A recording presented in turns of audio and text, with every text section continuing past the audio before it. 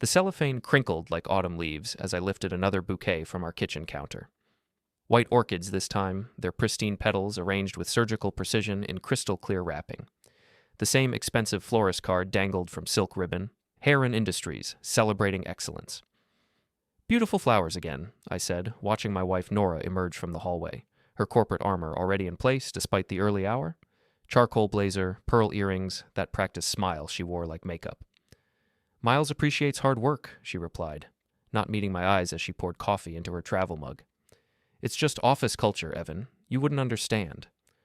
Office culture. The phrase had become her favorite deflection over the past year, deployed whenever I questioned the late meetings, weekend conferences, or these weekly floral deliveries that started arriving every Friday like clockwork. I understood plenty. 23 years with the Treasury Department's Financial Crimes Division had taught me to recognize patterns, even when people worked overtime to hide them, especially then. Must be some culture, I said, examining the orchids more closely. These are Phalaenopsis imports. $100 arrangement. Minimum. Nora's coffee mug paused halfway to her lips. You've been researching flowers now? I research everything. Occupational hazard. I set the bouquet down gently, noting how she flinched at the movement. Though I suppose my landscaping business doesn't generate the same appreciation as corporate finance management. The barb landed. Her jaw tightened almost imperceptibly, a tell I'd learned to read during our 15-year marriage, back when I thought I knew her. Some of us adapted after the government downsizing, she said. Others chose to dig in dirt. I could have reminded her that my Treasury pension and landscaping contracts paid for this house, her car, the lifestyle she'd grown accustomed to. Instead, I smiled and picked up my work gloves from the counter. Speaking of dirt, I should get started. Mrs. Patterson wants her rose garden redesigned before her daughter's wedding.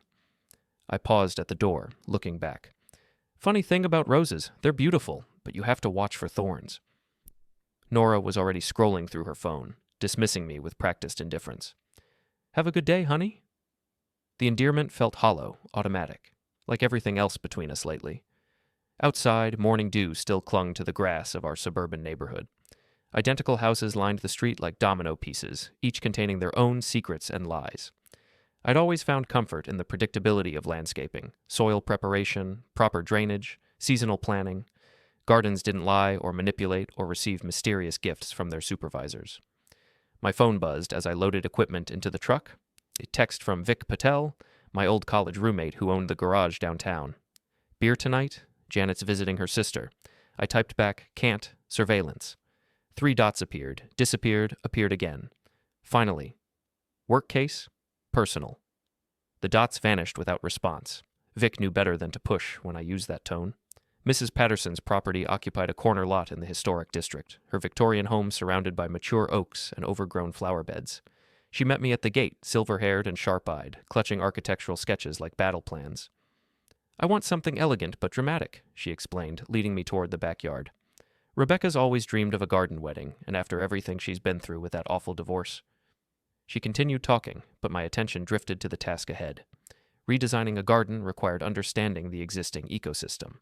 Which plants thrived, which struggled, what hidden problems lurked beneath the surface, not unlike investigating financial crimes, really. Both demanded patience, attention to detail, and willingness to dig deep. My phone buzzed again. Another text, this time from Nora. Working late again tonight? Don't wait up.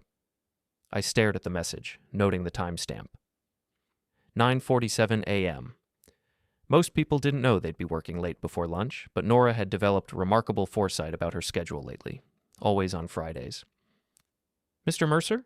Mrs. Patterson was watching me with concern. Is everything all right? Fine, I said, pocketing the phone.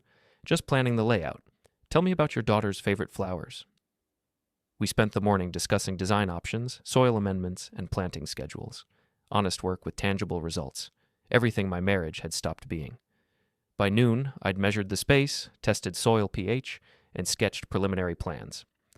Mrs. Patterson approved the proposal with enthusiasm that felt foreign after months of Nora's calculated responses to everything I said. The drive home took me past Heron Industries' downtown headquarters, a gleaming tower of glass and steel that housed the city's most successful consulting firm.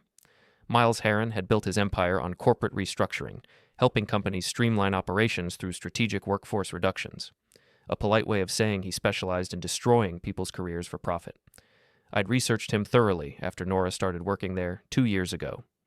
51 years old, MBA from Wharton, married to socialite Tessa Rellin, whose family money had funded his initial ventures. No children, no scandals, no obvious weaknesses, just success built on other people's failures. The parking garage beneath his building offered excellent surveillance opportunities. I'd discovered this during previous Friday afternoon observations, positioning myself with clear sightlines to the executive elevator while appearing to wait for a client. Today's reconnaissance confirmed the pattern I'd been tracking. At 2:15 p.m., Nora's silver Lexus descended to level B3, parking in a reserved space I'd never seen her use before. She emerged wearing the black dress she claimed made her look professional but approachable, touching up lipstick in the side mirror before walking toward the elevator with purposeful strides. At 2:43 p.m., Miles Heron's black Mercedes joined her on B3, sliding into the adjacent space like a chess piece claiming territory. He stepped out adjusting his tie, surveying the garage with the casual arrogance of someone accustomed to owning every space he entered. They didn't acknowledge each other, didn't speak or gesture or provide any obvious evidence of coordination, but they entered the same elevator, disappeared behind the same closing doors, ascended to floors unknown while I sat in my truck cataloging details. The Treasury had taught me that financial crimes rarely announce themselves with dramatic flourishes. Instead, they whispered through patterns. Unusual transactions, convenient timing, relationships that didn't quite make sense under scrutiny, like expensive flowers delivered to married employees, like Friday afternoon departures that coincided with supervisory schedules, like the hotel keycard I'd found in Nora's coat pocket 3 weeks ago, hastily disposed of, but not before I'd photographed the magnetic strip and noted the Riverside Inn logo. My phone rang, interrupting the surveillance. Vic's number appeared on the screen. "Change your mind about beer?" he asked without preamble. "Still working." Personal surveillance in a parking garage isn't working, it's stalking. I'd forgotten how well he knew me. Research. Research into what? Whether your wife is screwing her boss? Because I could have told you that 6 months ago when she started getting her hair done twice a week and buying lingerie at Victoria's Secret. The words hit like physical blows, even though I'd suspected the same thing. Hearing confirmation from someone else made it real in ways my own observations hadn't quite managed. "You knew?" "Everyone knows, Evan. Small city, smaller social circles. The only question is what you plan to do about it." I watched the elevator numbers climb toward the penthouse floors where Miles maintained his private office. "I'm still deciding." "Well, decide fast." Janet heard through her book club that Nora's been asking around about divorce attorneys, specifically ones who specialize in asset protection. The line went quiet while I processed this information. Asset protection suggested premeditation, planning, strategies designed to maximize her financial position while minimizing mine. Not the impulsive affair I'd been imagining, but calculated betrayal with legal consultation. "Thanks for the warning," I said finally. "What are friends for? Besides, you helped me through my own marital disaster. Time to return the favor." After ending the call, I remained in the parking garage another hour, watching patterns and taking notes. The Mercedes and Lexus stayed put while other vehicles came and went around them. Whatever meeting was happening upstairs, it required extended privacy. At 4:30 p.m., they emerged separately again. Nora first, checking her phone and smoothing her dress before walking to her car with the slightly unsteady gait of someone who'd been drinking. Miles followed 20 minutes later, loosening his tie and looking satisfied in ways that had nothing to do with quarterly reports. I followed Nora home at a discreet distance, arriving 5 minutes after she'd already disappeared inside. The house felt different when I entered, charged with secrets and guilt, like air before a thunderstorm. "How was work?" I called toward the kitchen. "Exhausting," came her reply. "Miles had us reviewing merger documents all afternoon. I need a shower." The water started running upstairs while I examined today's orchid delivery, still sitting untouched on the counter. The florist card contained no personal message, no signature, nothing to suggest romantic intent, just corporate branding and generic appreciation. But I'd learned to look beyond surface appearances. The arrangement itself told a different story. Exotic varieties chosen for beauty rather than longevity. Presented in expensive crystal that suggested intimate knowledge of the recipient's preferences. These weren't employee appreciation gifts. They were courtship rituals disguised as business expenses. My laptop waited in the home office, password protected and equipped with forensic software I'd acquired during my Treasury years. Time to stop observing patterns and start documenting them. The Riverside Inn's website confirmed what I'd suspected about the keycard. Boutique hotel specializing in discreet accommodations for discerning professionals, located 15 minutes from downtown with valet parking and room service. Their Friday afternoon availability showed consistent bookings for Suite 412 over the past 18 months, always paid through corporate accounts. Heron Industries maintained several such accounts for client entertainment, according to public filings I accessed through business databases. Perfectly legitimate expenses that would never attract regulatory attention unless someone knew exactly what to look for. Someone like a former Treasury investigator with clearance to access federal financial crime databases. The shower stopped running upstairs. Nora's voice drifted down, bright and artificial. "I'm ordering Chinese food. Want anything?" "Whatever you're having," I replied, still focused on the screen. Corporate credit card records painted an interesting picture once I'd established the search parameters. Suite 412 at the Riverside Inn, booked every Friday afternoon for the past 73 weeks. Always the same duration, 2 p.m. to 6 p.m. Always paid through Heron Industries Client Development Fund. But the real revelation came from cross-referencing those dates with Nora's work calendar, which she'd carelessly left synchronized to our shared household account. Every Friday afternoon showed confidential client meeting, blocked out for exactly the same time frame. 73 weeks of perfectly coordinated schedules, 73 identical flower deliveries, 73 lies about working late and office culture and professional obligations. The Chinese food arrived while I was printing documentation. Nora appeared in the office doorway, damp hair framing her face, wearing the silk robe I'd given her for our anniversary. She looked younger somehow, relaxed in ways I rarely saw anymore. "What are you working on?" she asked, glancing at the papers scattered across my desk. "Client proposal," I said, closing the laptop casually. "Mrs. Patterson wants references for the landscaping work." She nodded, apparently satisfied, and headed back toward the kitchen. "Food's getting cold." We ate in relative silence, making small talk about weekend plans and household maintenance. Normal conversation between normal spouses, except for the printed evidence of her affair sitting 20 feet away in my office. The disconnect felt surreal, like watching actors perform a play about our marriage while the real relationship crumbled off stage. "I might visit my sister tomorrow," Nora mentioned over lo mein noodles. She's been having problems with David again. Another lie, delivered with practiced ease. Her sister lived in Phoenix, and they hadn't spoken in 2 years after a family dispute over their mother's estate, but I nodded supportively, playing my assigned role in whatever deception she was constructing. "That's nice of you. Give her my regards." "I will." She smiled, the expression almost reaching her eyes. "You're a good man, Evan. I don't tell you that enough." The compliment felt like acid in my chest. Good men didn't deserve betrayal, didn't merit 73 weeks of calculated deception, didn't warrant having their pensions and assets researched by divorce attorneys while their wives accepted flowers from other men. But good men also didn't reveal their knowledge prematurely. They gathered evidence, built cases, prepared for legal battles with the same methodical precision they'd once used to prosecute financial criminals. "Thank you," I said. "That means a lot." After dinner, Nora settled into her usual evening routine. Wine, television, social media scrolling that kept her attention focused anywhere except on me. I retreated to the office, ostensibly to work on landscaping proposals, but actually to continue building my case. The Treasury had taught me that successful prosecutions required more than evidence of wrongdoing. They needed documentation of intent, proof of planning, demonstration that crimes were committed knowingly rather than accidentally. Financial adultery might not be prosecutable in criminal court, but divorce proceedings operated under similar principles. Nora's phone lay charging on the kitchen counter, protected by biometric security that posed no obstacle to someone with my training. A simple silicone mold of her thumbprint, created weeks ago from a wine glass she'd left in the sink, provided access to months of deleted messages and browsing history. The conversations with Miles revealed everything I'd suspected and several things I hadn't. Their relationship had begun during a business trip to Chicago, evolved through carefully orchestrated office encounters, and culminated in the weekly hotel meetings that had become their primary intimacy. But more disturbing were the discussions about my financial assets, pension benefits, and property values that suggested their affair was motivated by more than physical attraction. Screenshots captured the most damaging exchanges before I returned her phone to its charging station. Evidence that would prove invaluable when her divorce attorney tried to claim she deserved half of everything I'd worked 23 years to accumulate. The house settled into nighttime quiet around me while I organized files and planned next steps. Nora had already gone to bed, claiming exhaustion from her fictional afternoon of merger document review. Tomorrow she would visit her imaginary sister while I put the next phase of my investigation into motion.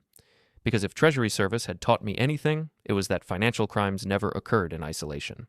There were always accomplices, always additional victims, always larger patterns waiting to be discovered by investigators patient enough to look for them.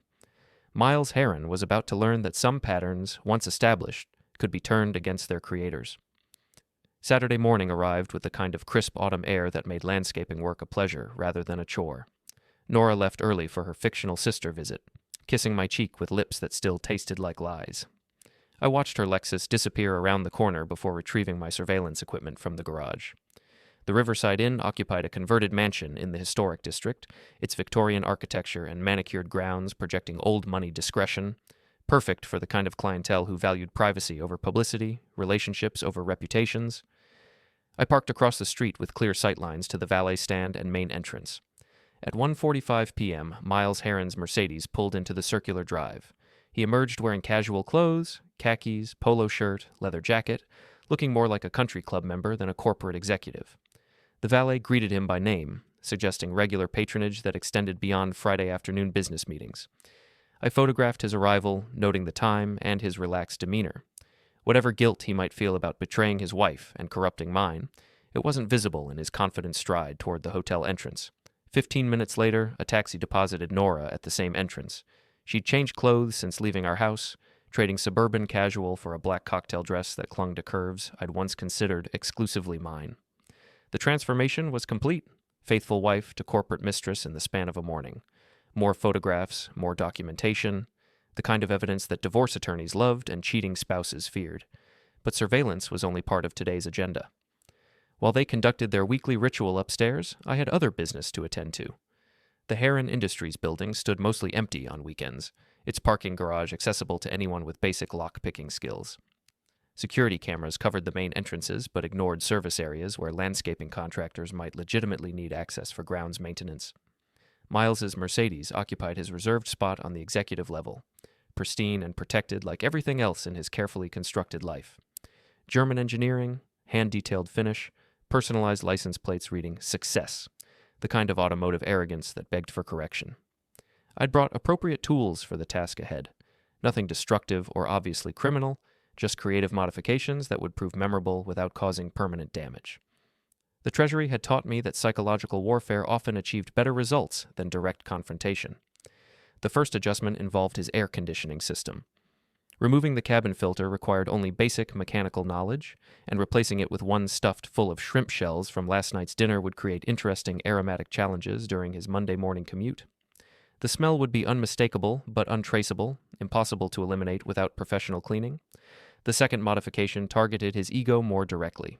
Those personalized license plates were held by standard screws, easily removed and temporarily replaced with alternatives I'd ordered online. Cheater 1 would send a clear message about his Friday afternoon activities while remaining technically legal. The plates were properly registered, just not to his vehicle. The final touch involved his windshield wipers, repositioned to spell out liar when activated. Subtle enough to avoid immediate detection, but obvious enough to embarrass him in front of colleagues and clients. 30 minutes of careful work transformed his symbol of success into a monument to adultery. Not illegal, not destructive, but definitely memorable. The kind of message that would make him question his security while wondering who knew about his secrets. My phone buzzed as I walked back to the truck. Text from Vic. "How's the research going?" I typed back. "Educational. Learning a lot about corporate culture. Need backup? Not yet. Still in the evidence-gathering phase. Let me know when you're ready for the fun part." Vic had always been more direct in his problem-solving approach, preferring immediate action to prolonged planning. But Treasury investigations required patience, methodical documentation, building cases that would withstand scrutiny from defense attorneys and skeptical judges. Revenge, I was learning, operated under similar principles. The drive home took me past several other locations I'd been researching. Restaurants where Miles and Nora had been seen together, shops where she'd been buying clothes and jewelry that never appeared in our household, places that formed the geography of their secret relationship. Each location represented another piece of evidence, another thread in the web of deception they'd woven around their affair. But today's most important stop was the Heron family estate in the city's most exclusive neighborhood. Tessa Rellin Heron deserved to know about her husband's Friday traditions, and I had just the way to inform her. The florist shop downtown specialized in exotic arrangements, the same establishment that provided Nora's weekly deliveries. Their weekend staff was helpful and discreet, exactly the kind of service that catered to clients with complicated personal lives. I'd like to send orchids, I told the young woman behind the counter. White phalaenopsis, arranged exactly like this. I showed her a photograph of yesterday's delivery to Nora. Beautiful choice, she said, examining the image. We do a lot of these for Heron Industries. Corporate appreciation arrangements. Actually, this is more personal. I'd like to include a note. She provided elegant stationery while I composed my message. Mrs. Heron. Perhaps you should ask your husband about his Friday tradition of sending flowers to female employees, a concerned friend. The arrangement would be delivered this afternoon, time to arrive while Miles was still occupied at the Riverside Inn. Tessa would have hours to process the information, investigate if she chose, and prepare whatever response seemed appropriate. I was simply providing information that she deserved to possess. The rest of Saturday passed quietly. Nora returned from her fictional sister visit with elaborate stories about family drama and relationship problems that mirrored our own situation with uncomfortable accuracy. She seemed relaxed, affectionate even, as if her afternoon deception had somehow recharged her capacity for domestic performance. We ordered pizza, watched a movie, made small talk about weekend plans. Normal married couple behavior that felt increasingly surreal given what I knew about her Friday activities. The cognitive dissonance was exhausting, loving someone who had stopped being the person I'd fallen in love with 15 years ago. Sunday morning brought the first consequences of yesterday's actions. My phone rang at 7:30 a.m., Nora's ringtone cutting through weekend quiet. She was upstairs showering, so I answered her call out of habit. Nora? The voice was female, unfamiliar, sharp with barely controlled anger. This is her husband. She's not available right now. Pause. Mr. Mercer, this is Tessa Heron. I think we need to talk. The conversation was brief but illuminating. Tessa had received my floral message, conducted her own investigation, and reached conclusions that aligned perfectly with my evidence.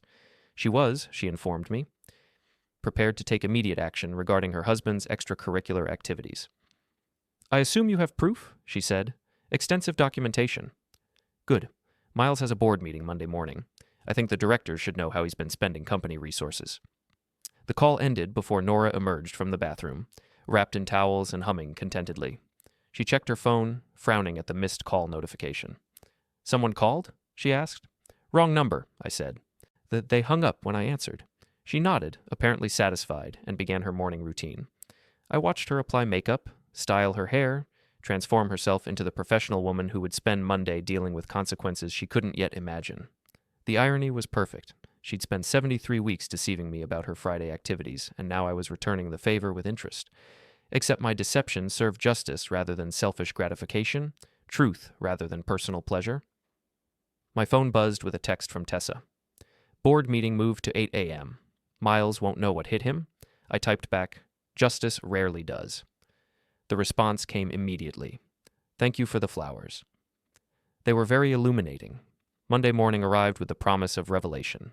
Nora left for work at her usual time, kissing me goodbye with lips that still carried the taste of betrayal. She seemed nervous, checking her phone repeatedly and adjusting her appearance in the hallway mirror. Everything okay? I asked. Just Monday morning anxiety, she said. Big week ahead? Bigger than she realized. I followed her downtown at a discreet distance, parking where I could observe the Heron Industries building without being noticed. The executive parking level would provide an excellent view of Miles's reaction to his automotive modifications, assuming he hadn't discovered them over the weekend.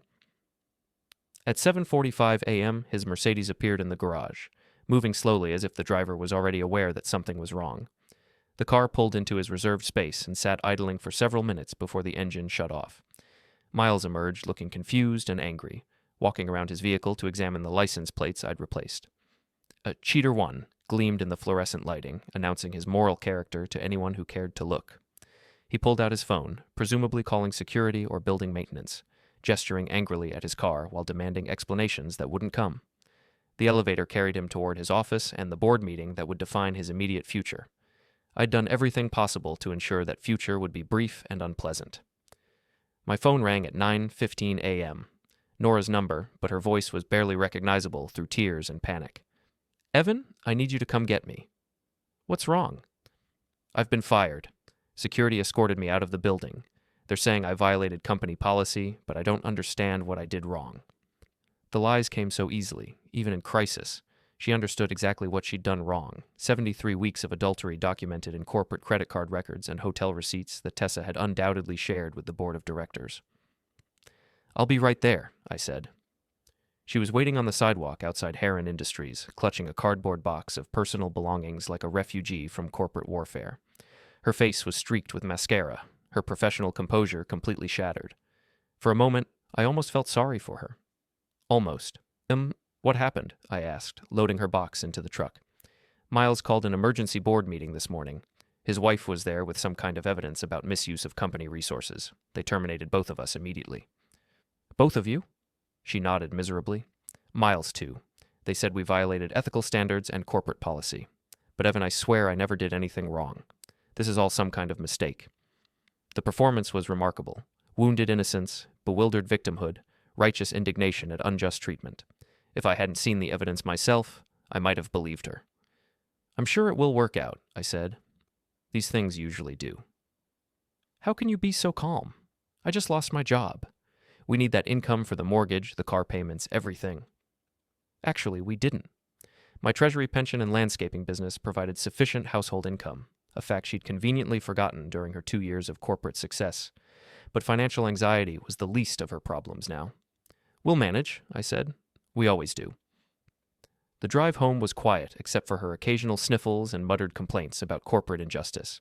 She seemed genuinely shocked by the morning's events, as if adultery and embezzlement were victimless crimes that shouldn't carry professional consequences. At home, she retreated to the bedroom while I made coffee and reviewed my documentation. Phase 1 of the operation had succeeded beyond expectations. Both conspirators were unemployed, their affair exposed, their reputations damaged. But this was only the beginning. My phone buzzed with a text from Vic. "Heard through the grapevine that Heron Industries had some executive changes today. Your research bearing fruit?" I typed back. "Early harvest. Still more work to do. Need that backup yet?" "Soon. Very soon." The afternoon brought additional revelations as Nora's shock transformed into anger.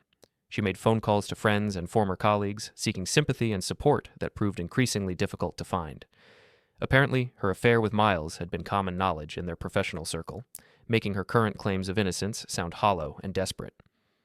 "Everyone's treating me like a pariah," she complained over dinner, "like I'm some kind of criminal." "Are you?" I asked quietly. She stared at me, something shifting in her expression. "What kind of question is that?" "An honest one. Are you guilty of what they're accusing you of?" The silence stretched between us like a chasm. Finally, she looked away. "It's complicated. Adultery usually is." The word hung in the air like smoke from a fire that had been smoldering for months. She opened her mouth to deny it, then closed it again, apparently recognizing the futility of continued deception. "How long have you known?" she asked. 73 weeks, 2 days, and approximately 6 hours. Her face went pale. "You've been counting?" "I've been investigating. It's what I do." She pushed her plate away, appetite apparently gone. "So, what happens now?" "That depends on you. How complicated do you want this to get?" She studied my face, perhaps seeing something there she'd never noticed before. The Treasury investigator who'd spent 2 decades prosecuting financial criminals, not just the landscaper who'd been quietly tending gardens while she destroyed our marriage. "What do you want, Evan?" "Justice," I said. "Truth. Accountability for choices that have consequences." "And revenge?" I smiled, feeling something cold and patient settle in my chest. "That too." Tuesday morning brought autumn rain that drummed against the windows like fingers tapping out Morse code messages of impending change. Nora hadn't slept well. I'd heard her pacing the hallway, making hushed phone calls, dealing with the aftermath of her professional destruction. She emerged from the bedroom looking haggard, her usual corporate armor replaced by jeans and a sweater that made her appear younger and more vulnerable. "I have an appointment with a lawyer today," she announced over coffee, her voice carefully neutral. "Employment attorney?" I asked, though we both knew better. "Divorce attorney." The admission lingered between us, heavy and unavoidable. No more pretense, no more elaborate deceptions about office culture and professional obligations, just the stark reality of a marriage that had been unraveling for 73 weeks while I'd been quietly recording its decline. "Probably wise," I said. "These situations can get complicated." She studied my face, searching for anger or hurt or some emotional reaction she could leverage. Instead, she found the same methodical calm I'd cultivated during Treasury investigations. Professional detachment that treated personal betrayal like any other case requiring resolution. "You're not going to fight this?" "I'm going to protect my interests. Whether that constitutes fighting depends on your expectations." After she left for her legal consultation, I retreated to my office and opened the files I'd been building since discovering her affair. Bank records, credit card statements, hotel receipts, phone logs, photographs, screenshots of deleted messages, enough evidence to reconstruct their entire relationship timeline. But more importantly, enough evidence to demonstrate premeditation, planning, and financial manipulation that went far beyond simple adultery. The Treasury had taught me to follow money trails because they revealed true motivations better than words or emotions. Nora's spending patterns over the past 18 months painted a clear picture of someone preparing for divorce while maximizing her financial position at my expense. New clothes purchased with joint credit cards but never worn at home, jewelry bought during lunch hours and stored somewhere other than our shared bedroom, restaurant charges for meals I'd never attended, hotel expenses for trips I'd never taken, shopping sprees that coincided with her Friday afternoon meetings with Miles. But the most damning evidence was her recent consultation with a forensic accountant who specialized in asset valuation for high-net-worth divorces. According to credit card records, she'd paid him $3,000 to evaluate my Treasury pension, landscaping business assets, and our joint property holdings. She'd been planning our divorce while still sharing our bed, calculating her settlement while accepting my affection. The betrayal was comprehensive, methodical, and utterly without conscience. My phone rang, interrupting the financial archaeology. Tessa Heron's number appeared on the screen. "Mr. Mercer, I hope you don't mind me calling directly." "Not at all. How can I help you?" "I wanted to thank you for bringing my husband's activities to my attention. The board meeting yesterday was quite illuminating." "I imagine it was." "Miles is claiming the affair was entirely emotional, that no company resources were misused for personal purposes. Unfortunately for him, I have access to corporate credit card records that tell a different story." I smiled, appreciating her thoroughness. 73 weeks of hotel expenses can add up. Indeed, along with flowers, jewelry, restaurant meals, and various other gifts purchased through the Client Entertainment Fund, the board is considering criminal charges for embezzlement. "And your personal situation?" "Also being addressed through appropriate channels. I've retained excellent legal representation." The conversation ended with mutual expressions of respect and shared commitment to justice. Tessa Heron was proving to be a valuable ally in the campaign against her husband and my wife, someone with resources, connections, and motivation to ensure their affair carried lasting consequences. The afternoon brought Nora's return from her legal consultation, her mood noticeably darker than when she'd left. She avoided eye contact, moving through the house like a ghost haunting familiar spaces that no longer felt like home. "How did it go?" I asked. "Fine. Learn anything interesting about asset division in adultery cases?" She froze, her back still turned to me. "What makes you think adultery is relevant?" "Because I have documentation of your affair with Miles Heron dating back 73 weeks. Hotel records, credit card statements, photographs, phone logs, deleted text messages recovered through forensic software. Enough evidence to demonstrate premeditation, financial manipulation, and deliberate deception." When she finally turned around, her face had gone completely white. "You've been spying on me." "I've been investigating financial irregularities in our household accounts. The adultery was collateral discovery." "Financial irregularities?" I opened my laptop, displaying spreadsheets that detailed every suspicious transaction over the past 18 months. Unexplained credit card charges, cash withdrawals that don't correspond to documented expenses, purchases of items that never appeared in our home, classic indicators of hidden financial activity. Her eyes scanned the data, recognition dawning as she realized the scope of my investigation. "This is insane, Evan. You're treating our marriage like a criminal case." "Because you've been conducting it like a criminal enterprise." The accusation hit its mark. She sank into a chair, her professional composure finally cracking under the weight of documented evidence. "What do you want?" she asked quietly. "Full financial disclosure, complete accounting of all assets, debts, and hidden accounts, acknowledgement of adultery and its impact on property division, fair resolution that doesn't reward deception with financial gain." "And if I refuse?" I turned the laptop screen toward her, displaying a folder labeled Criminal Referral, IRS Investigation. "Then I submit this evidence to federal authorities for review. Embezzlement of corporate funds, tax evasion on unreported gifts, possible money laundering through hidden accounts. The Treasury takes financial crimes very seriously, especially when they involve systematic deception over extended periods." She stared at the screen, understanding finally dawning. This wasn't just a divorce proceeding. It was a comprehensive investigation that could result in criminal prosecution, asset forfeiture, and potential imprisonment. You're bluffing.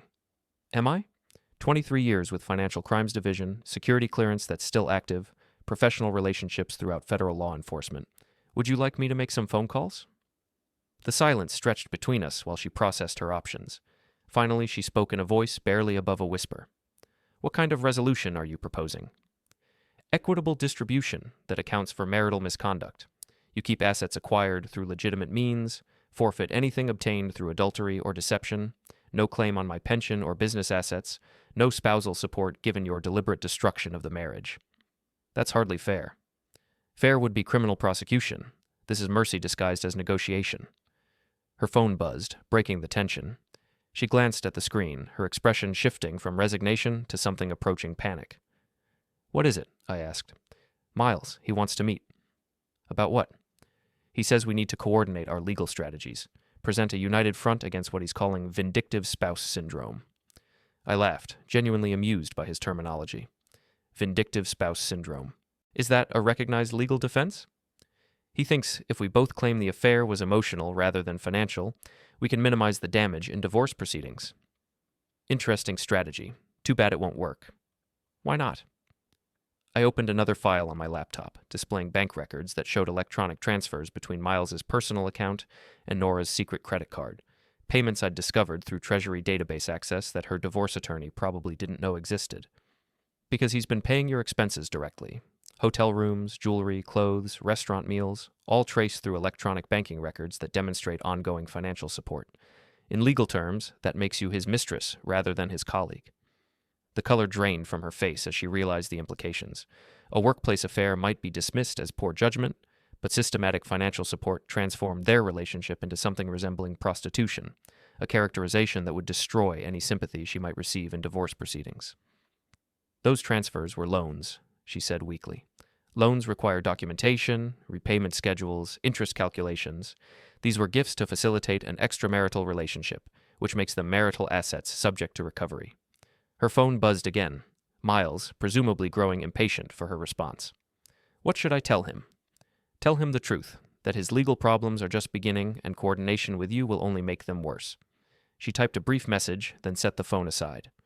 Evan, I know I've made mistakes, but we can work through this. Marriages survive infidelity all the time. Marriages survive infidelity. They don't survive systematic deception, financial manipulation, and calculated betrayal spanning nearly 2 years. I never meant for it to go this far.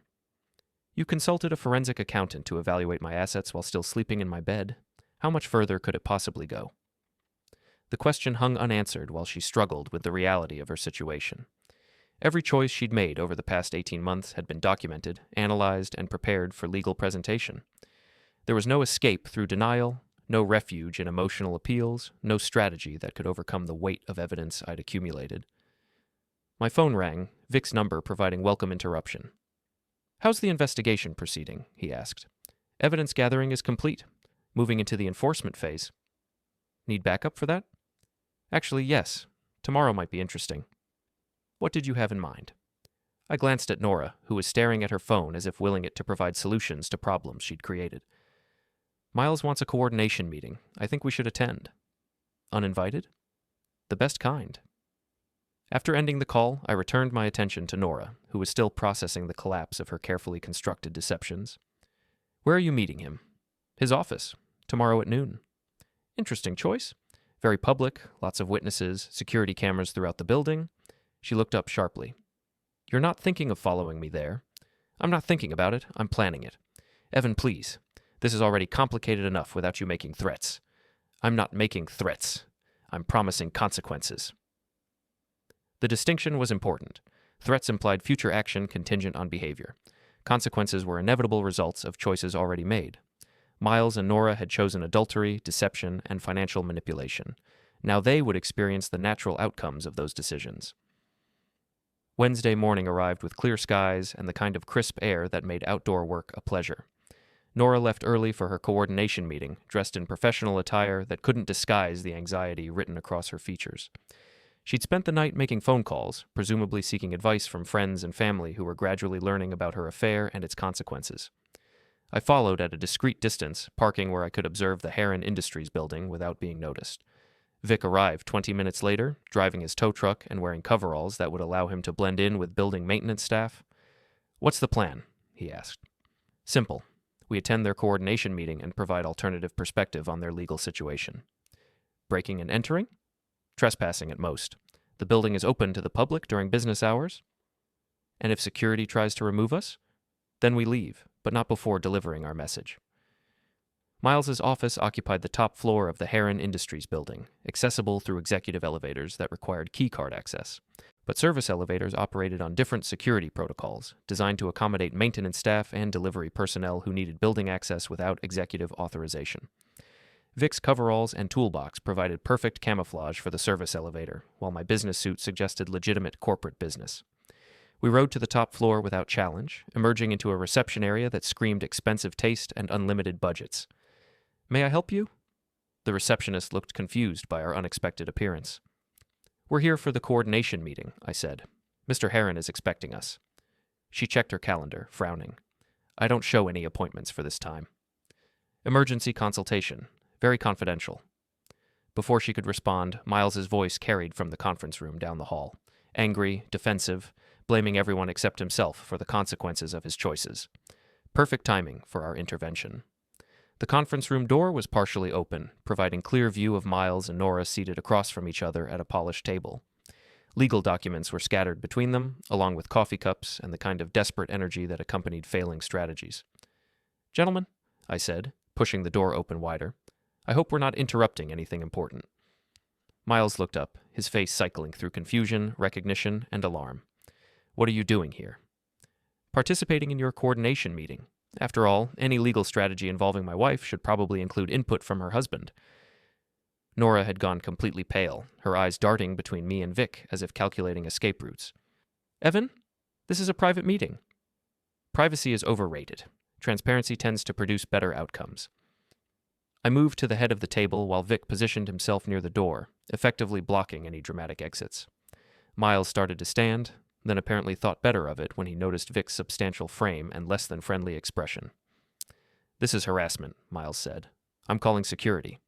"Please do. I'm sure they'd be interested in discussing your use of corporate resources for personal affairs, especially given yesterday's board meeting." He hesitated, his hand halfway to the phone. "Involving security would mean explaining our presence, which would require acknowledging the coordination meeting, which would demonstrate ongoing conspiracy between co-conspirators who were supposed to be avoiding contact during legal proceedings." "What do you want?" he asked finally. "Accountability. Recognition that choices have consequences. Understanding that systematic deception carries costs beyond temporary embarrassment." I opened my briefcase, removing copies of the evidence I'd compiled over the past months. Bank records, hotel receipts, credit card statements, photographs, phone logs, everything needed to demonstrate the scope and duration of their affair. 73 weeks of adultery, I said, spreading documents across the table. 18 months of financial manipulation. 2 years of calculated deception designed to maximize your pleasure while minimizing consequences. Miles stared at the evidence, his corporate confidence evaporating as he realized the thoroughness of my investigation. "This is illegal surveillance." "This is financial crime investigation conducted by a former Treasury agent with appropriate clearance and expertise. Everything here was obtained through legitimate channels using standard investigative techniques." "You can't use this in divorce proceedings." "Actually, I can. Adultery remains grounds for fault-based divorce in this state, and financial misconduct affects property division calculations. Your lawyer should have explained that." Nora finally found her voice. "Evan, please. We can work this out privately." "We tried private resolution. You chose public humiliation instead." "I never meant for things to go this far." "You meant for them to go exactly this far. The forensic accountant you consulted provided detailed analysis of my assets, including recommendations for maximizing your settlement through strategic timing and asset concealment. That's not accidental infidelity. That's premeditated financial warfare." I pulled out the most damaging document, a copy of her consultation notes that outlined strategies for hiding assets, manipulating property values, and claiming spousal support despite her own misconduct. Evidence that transformed their affair from emotional betrayal into calculated fraud. Miles read over her shoulder, his expression shifting from alarm to fury as he realized she'd been planning to implicate him in financial schemes he'd never authorized. "You were going to claim I promised to leave my wife?" he demanded. "That was just one option the attorney suggested," she said weakly. An option that would have cost me half my assets in my own divorce proceedings. The coordination meeting was degenerating into mutual recrimination, exactly as I'd hoped. Partners in adultery rarely remained loyal when facing serious consequences, and their relationship had been built on deception rather than trust. Perhaps we should discuss resolution, I suggested.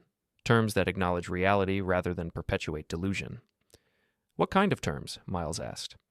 Full financial disclosure from both parties. Acknowledgement of adultery and its impact on marriage dissolution. Fair division of assets that doesn't reward misconduct with financial gain.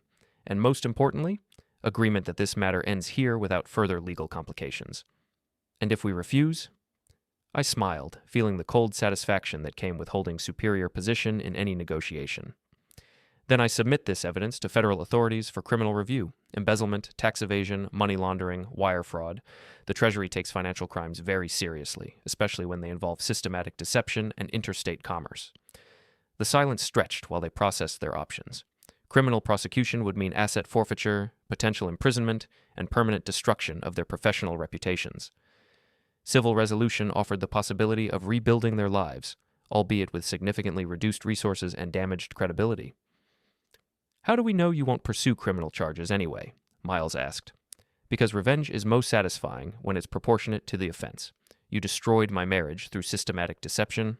I'm destroying your financial security through systematic investigation. We're even.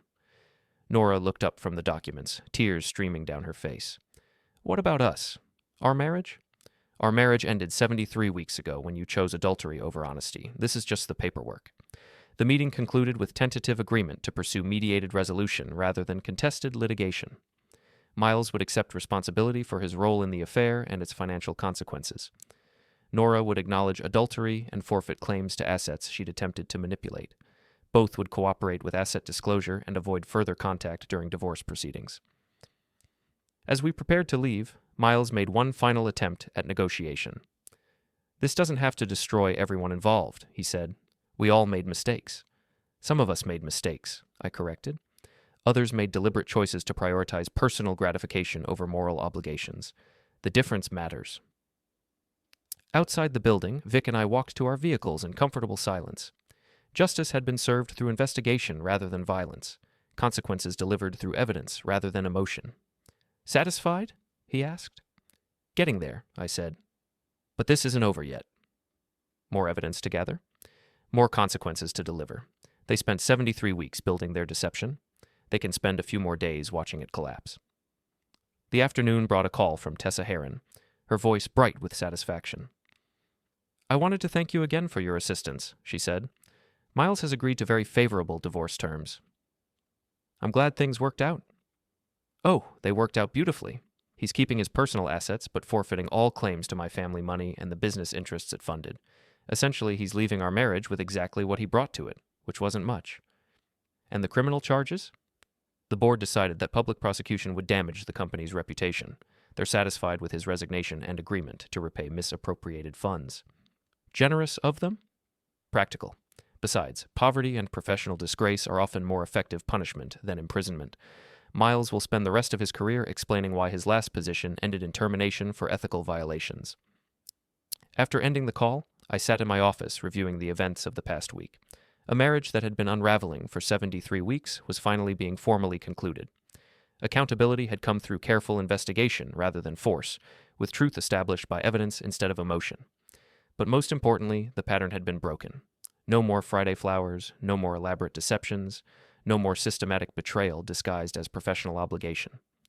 The lies that had sustained their affair had been exposed, documented, and used to ensure appropriate consequences for choices that had carried hidden costs for too long.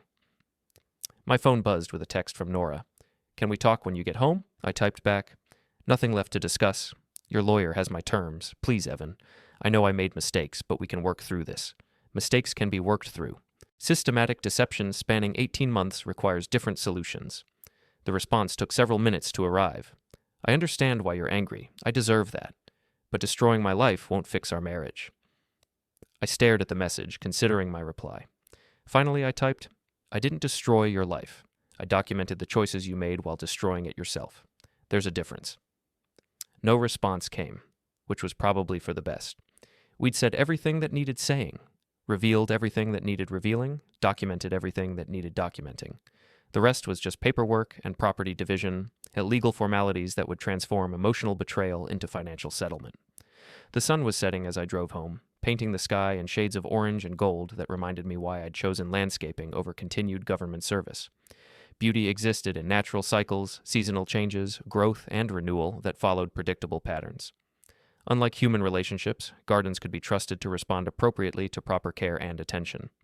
Tomorrow would bring new challenges, new projects, new opportunities to create something beautiful from raw materials. The Patterson Wedding Garden was taking shape nicely, its design incorporating lessons learned from recent investigations into the nature of deception and the importance of strong foundations. Some plants thrived in shadow, others required full sunlight. Some relationships flourished through honest communication, others withered under the weight of systematic lies. The key was understanding which conditions produced which results, then making choices accordingly. Nora's Lexus was gone when I arrived home, along with several suitcases and boxes that had been stacked in the hallway that morning. She'd apparently decided that temporary separation was preferable to continued cohabitation during divorce proceedings. Probably wise, given the circumstances. The house felt different without her presence, quieter, cleaner, somehow more honest. No more elaborate deceptions about working late. No more Friday flowers that carried messages I wasn't supposed to understand. No more carefully constructed lies designed to hide systematic betrayal. Just silence, truth, and the satisfaction that comes from completing difficult investigations with appropriate results. My phone rang one final time, Vic checking in on the day's events. How did the coordination meeting go? Better than expected. Both parties have agreed to reasonable settlement terms. And your personal situation? Resolved. Nora moved out this afternoon. Sorry, man. I know this wasn't easy. Actually, it was easier than I expected. Truth usually is, once you stop avoiding it. What's next? I looked around the empty house, considering possibilities that hadn't existed a week ago. Freedom from deception, release from systematic betrayal, opportunity to rebuild life on foundations of honesty rather than elaborate lies. Next, I finish Mrs. Patterson's wedding garden. After that, we'll see what develops. The conversation ended with mutual expressions of support and friendship that felt genuine in ways my marriage hadn't for months. Real relationships, I was learning, were built on truth rather than convenience, honesty rather than elaborate performance. Outside, autumn continued its natural cycle of change and renewal. Leaves fell, flowers faded, gardens prepared for winter dormancy that would precede spring growth. Predictable patterns that could be trusted, unlike human promises that proved as fragile as Friday flower arrangements. But that was tomorrow's consideration. Tonight, I had documentation to organize, evidence to secure, and legal strategies to refine.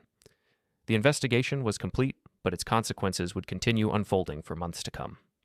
Justice, I'd learned, was like landscaping. It required patience, proper preparation, and willingness to work with natural cycles rather than against them.